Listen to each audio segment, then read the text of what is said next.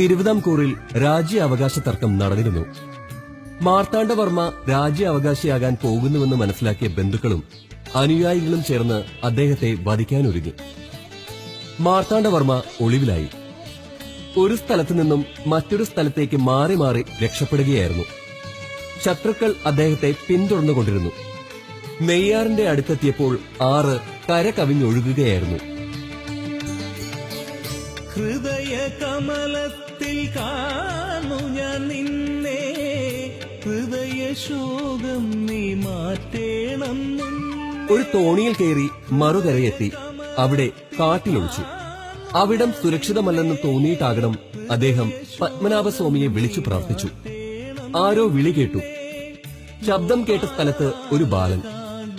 ആ കാട്ടുപ്രദേശത്ത് ഒരു ബാലനെ കണ്ടപ്പോൾ യുവാവായ മാർത്താണ്ഡവർമ്മയ്ക്ക് അത്ഭുതം. എന്നാൽ സുരക്ഷിതമായ ഒരു സ്ഥലത്തെക്കുറിച്ചായിരുന്നു അദ്ദേഹത്തിന്റെ അടുത്ത ചോദ്യം. ആ ബാലൻ അടുത്ത് കണ്ട ഒരു പ്ലാവ് ചൂണ്ടിക്കാണിച്ചു കൊടുത്തു. മാർത്താണ്ഡവർമ്മ പ്ലാവിൽ കയറി അതിനുള്ളിൽ കണ്ട പൊത്തിലൊളിച്ചു. ശത്രുക്കളുടെ ശബ്ദം അടുത്തടുത്തു വന്നു. തമ്പുരാൻ അനങ്ങാതെ ഇരുന്നതേയുള്ളൂ.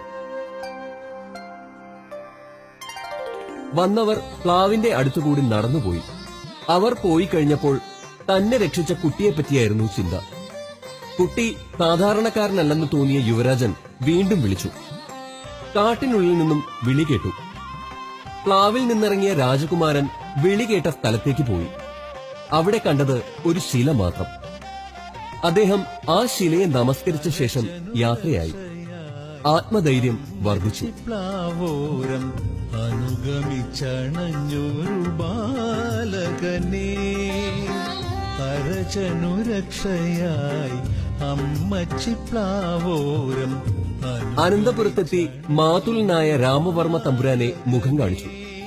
രാജാവ് നാട് നീങ്ങിയതോടെ മാർത്താണ്ഡവർമ്മ തിരുവിതാംകൂർ മഹാരാജാവായി.